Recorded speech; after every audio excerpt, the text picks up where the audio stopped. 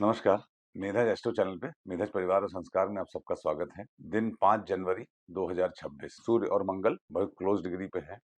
एक तरीके से ग्रह युद्ध की स्थिति बनेगी अभी से कुछ दिनों बाद और उसका मोमेंटम अभी से गेन हो रहा है। तिथि से श्री मापनोती तिथि है द्वितीया तिथि, उस पश्चात तृतीया तिथि। तो द्वितीया तिथि भद्रा तिथि है और भद्रा के nature of result is like mercury, जहाँ पे तुला राशि और वृषभ राशि है और शुक्र जहाँ पे विराजमान है कुंडली में और गोचर में, उसके अनुसार उसका फल होता है। आज के दिन टफ भद्रा मानी जाएगी क्योंकि चंद्रमा कर्क राशि में। मैंने बताया था भद्रा खराब रिजल्ट तब देती है जब चंद्रमा कर्क, सिंह, कुंभ या मीन राशि में होते हैं। मगर ये भद्रा है सुबह ही तक, बस 9:56 तक। उसके पश्चात तृतीया लग जाएगी। सोमवार के दिन द्वितीया, ये अमृत योग बनाती है। आज के दिन योग अच्छे बन रहे हैं, मगर योग ऐसे बन रहे हैं जो भावना प्रधान हो योग है। जैसे तिथि शश्री मापनोती द्वितीया तिथि है। द्वितीया तिथि पे धनु और मीन राशि दग्ध होती है।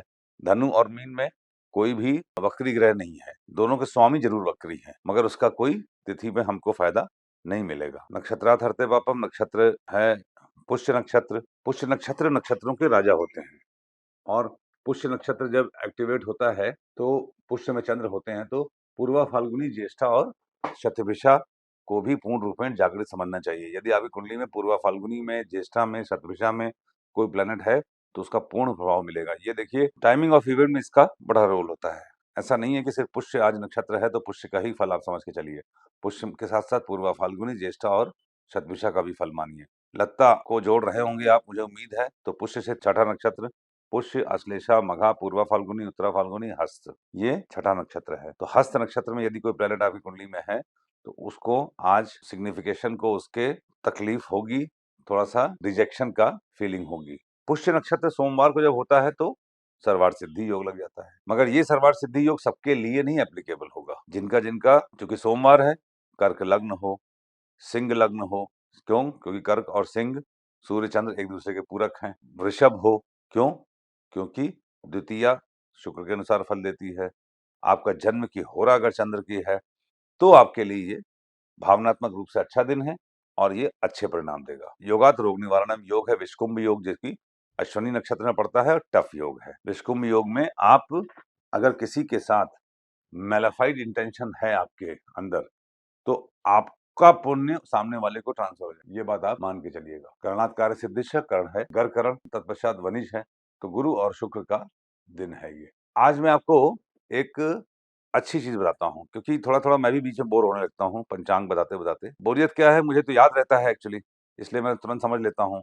और मैं अच्छा टीचर नहीं हूँ, ये मुझे मालूम है, और उम्मीद करता हूँ कि एक ही बात को मैं बार बार ना बताऊं। तो ये तो एक हम लोग का गंगा स्नान के समान पुण्य लेने का एक प्रोटोकॉल है और अपने जीवन में पंचांग को समाहित करने का। इसलिए तिथि शश्री मापनोती उसको हम लोग एक रिचुअल के तौर पे समझते हैं और उसको अपने जीवन में आभास करते हैं, इम्प्लीमेंट करते हैं और ऐसा चेष्टा कर रहे हैं कि हमें उसकी आदत पड़ जाए। हम खाएं भी पंचांग, पिए भी पंचांग, सोए भी पंचांग, जिए भी पंचांग। आप ऐसा करिएगा तो देखिएगा कैसे आपको जीवन में पाप आपके कटते चले जाएंगे धीरे धीरे। ये देखिए पुष्य नक्षत्र में 3 तारे हैं और पुष्य नक्षत्र एक ऐसा नक्षत्र है जिसको नक्षत्र का राजा कहा जाता है। बस ये है कि इसमें चीजें रिपीट बहुत होती हैं, इसीलिए विवाह को छोड़ के ये नक्षत्र हर एक कार्य के लिए बेस्ट है। आंख बंद करके अगर आपको कोई मुहूर्त लेना हो किसी भी कार्य के लिए तो सारे उत्तरा ले लीजिए, कोई भी उत्तरा, उत्तरा फाल्गुनी, उत्तराषाढ़ा, उत्तरा भाद्रपद, जहां पे उत्तरा लिखा हो ये नक्षत्र किसी भी कार्य के लिए। अगर आपको जल्दी है, मुहूर्त का ज्ञान नहीं है, आपको किसी को अप्रोच आप नहीं कर पा रहे हैं और मुहूर्त करना है तो उत्तरा नक्षत्र ले लीजिए और पुष्य भी ले लीजिए। बस पुष्य को शादी के लिए छोड़ दीजिएगा। क्यों? क्योंकि कई बार शादी तो करेंगे नहीं आप। पुष्य में जो काम करेंगे वो कई बार मल्टीप्लाई होगा, तो you will not like to marry again and again, इसीलिए शादी में पुष्य छोड़ दिया जाता है। वैसे भी मंगल नीचस्थ होते हैं कर्क राशि में और गुरु उच्च के होते हैं। देखिए पुष्य में सिग्निफिकेशन ये है कि गुरु उच्च के होते हैं तो कोई भी कार्य पुष्य में किया जाने वाला राइज जरूर करता है। पुष्य इज अ वेरी गुड नक्षत्र। अब मैं आपको बताता हूँ एक अच्छी बात। नक्षत्र के अलग अलग प्रकार होते हैं। सत्व, रजस, तमस वो स्वभाव है, गुण है। तत्व है जल, वायु इत्यादि। लोचन है व्यू, देखना। ऋषियों ने 28 नक्षत्रों को 4 भाग में बांटा है।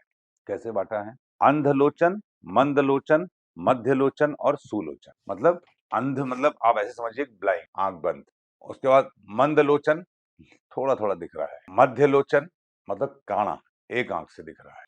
दोनों आंख से कम दिखना और एक आंख से दिखने का अंतर आप समझ सकते हैं। और सुलोचन मतलब सब कुछ दिख रहा है। तो जो अंधलोचन है वो ईस्ट डायरेक्शन को रिप्रेजेंट करते हैं, जो मंदलोचन है वो साउथ को रिप्रेजेंट करते हैं, जो मध्यलोचन है वो वेस्ट को रिप्रेजेंट करते हैं, और जो सुलोचन है वो नॉर्थ को रिप्रेजेंट करते हैं। यदि कोई चीज खो जाए आपकी, तो ये यहाँ से एक आप थोड़ा सा प्रेडिक्शन के उसमें आइए, बिना ज्योतिष जाने। नक्षत्र तो देख लेंगे आप। आपसे किसी ने कहा कि मेरा आज ये सामान खो गया, या आज घर से गए थे, घर से वो लड़का गायब हो गया, या लड़की भाग गई, या कुछ भी हो गया, कोई भी घटना होगी खोने से रिलेटेड, चाहे वस्तु चाहे व्यक्ति, ये एक मेथड लगाइए, आपको इसका बहुत अच्छा परिणाम मिलेगा। अंधलोचन जो नक्षत्र हैं वो कौन कौन से हैं? रेवती, रोहिणी, पुष्य, उत्तरा फाल्गुनी, विशाखा, पूर्वाषाढ़ा और धनिष्ठा।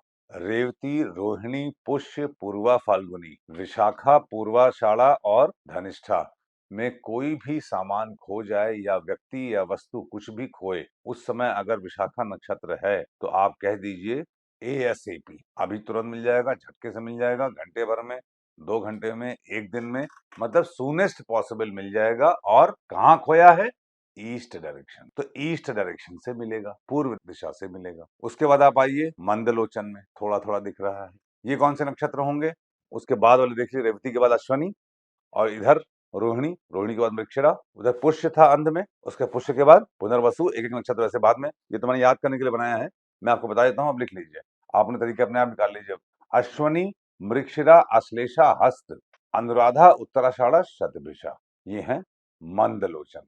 मतलब थोड़ा थोड़ा दिखाई पड़ता है, इसमें खोई हुई चीजें आपको मिल जरूर जाएंगी, मगर कठिनाई के साथ। वैसे ही कम दिख रहा है, मेहनत नहीं करेंगे कैसे मिलेगा? अगर मेहनत करेंगे तो ये 2-3 दिन में, 4 दिन में, 1 हफ्ते, मैक्सिमम 15 दिन में मिल जाएंगी। कहाँ से मिलेंगी? चूंकि ये नक्षत्र साउथ डायरेक्शन को डिनोट करते हैं, तो साउथ डायरेक्शन से मिलेंगी। बहुत मजा आ जाएगा आपको, इसको लगाएंगे तो आप कहेंगे ऋषि मुनि हमारे कितने महान थे। पुलिस, सीबीआई, डिटेक्टिव बाद में पता करेंगे, आप वहीं से बता दीजिए। इसके आगे भी बता दूंगा कब कहाँ कौन ले गया है, जब प्रश्न कुंडली सिखाऊंगा आप लोग को, तो मैं उसका भी स्टेज आएगी। जब प्रश्न कुंडली सिखाऊंगा तो आप उस समय कुंडली बना देख के बता देंगे कि लड़का ले गया कि लड़की ले गई, किस नाम वाला ले गया, किस दिशा में लेके गया, कब आएगा। ज्योतिष ईश्वर की ज्योति है, उसके सामने क्या छिपा हुआ है। तो ये मिलेगा साउथ डायरेक्शन से। तीसरा है मंदलोचन, मतलब काना, मतलब वन आइड, मतलब एक आंख से दिख। तो एक आंख से दिखने में क्या है? आप पूरी बात ही नहीं समझ पा रहे हैं। जब पूरी बात आपको नहीं समझ में आ रही है तो कैसे करेंगे? आपको एक आंख से दिख रहे हैं तो समझने की कोशिश करनी पड़ेगी कि इसके पीछे राज क्या है। तो ये भी 2 से 3 महीने में मिल जाएगा। मंदलोचन से थोड़ा आगे, मगर मिल ये भी जाएगा, क्योंकि एक आंख से दिख रहा है ना, एक आंख से नहीं दिख रहा है। तो जो नहीं दिख रहा है वो आप ढूंढेंगे तो मिल जाएगा। भाई अंधलोचन में है, हाथ रखेंगे मिल जाएगा। मंदलोचन में है, थोड़ा कोशिश करेंगे तो मिलेगा। मध्यलोचन में थोड़ा और ज्यादा कोशिश करेंगे तो मिलेगा। कहाँ से? वेस्ट डायरेक्शन से, क्योंकि ये वेस्ट डायरेक्शन के नक्षत्र हैं। ये नक्षत्र हैं भरणी, आर्द्रा, मघा, चित्रा, ज्येष्ठा, अभिजीत और पूर्वा भाद्रपद। देखिए, याद आपको करना है सिर्फ पहला वाला, रेवती, रोहिणी, पुष्य, उत्तरा फाल्गुनी, विशाखा, पूर्वाषाढ़ा और धनिष्ठा। अब इसके बाद एक एक नक्षत्र आप आगे आते जाइए, एक एक बाद वाले नक्षत्र हैं ये। ऐसे मैंने याद किया था, आपने तरीके खुद निकाल लीजिएगा। ये नक्षत्र जो है वो भरणी, आर्द्रा, मघा, चित्रा, ज्येष्ठा, अभिजीत और पूर्वा भाद्रपद। इसमें जो कोई भी व्यक्ति या वस्तुएं हैं, ये परिश्रम ज्यादा करना पड़ता है, मिल जरूर जाती हैं 2-3 महीने बाद, मगर मिलती वेस्ट डायरेक्शन से है, पश्चिम दिशा से। अब आप आइए सुलोचन में। सुंदर लोचन, लोचन मतलब देखना, सुंदर लोचन जब खोई है तो सुंदर लोचन, सब कुछ आपके आंख के सामने है, तो कैसे मिलेगा? खुले दिन दहाड़े चोरी हुई है तब नहीं मिलेगा। सुलोचन नक्षत्र में कोई चीज खोए, कोशिश करना ही बंद कर दीजिए, नहीं मिलेगा। चंद्रमा अगर उस नक्षत्र में है तो। अब इसका कोई एक्सेप्शन ये हो सकता है कि आपकी कुंडली के चंद्रमा अगर बहुत स्ट्रांग है, वर्गोत्तम में है, 5 अंशों में सेम है, पावरफुल, ऐसा होता नहीं। वैसे मैंने कोई एक्सेप्शन नहीं देखा, मगर एक्सेप्शन इसका माना जा सकता है। मैंने देखा नहीं है, मैंने कम से कम नहीं तो 1 लाख बार इस लोचन विद्या को लगाया होगा पिछले 10 सालों में, 1 लाख बार, और मुझे नहीं लगता कि एक बार भी ये कभी फेल हुआ है। सुलोचन नक्षत्र कौन से हैं? कृतिका, पुनर्वसु, पूर्वा फाल्गुनी, स्वाति, मूल, श्रवण, उत्तरा भाद्रपद। और इनमें खोई हुई चीजें, व्यक्ति या वस्तु कहाँ से मिलती हैं, कहाँ खोई होती हैं? नॉर्थ डायरेक्शन में।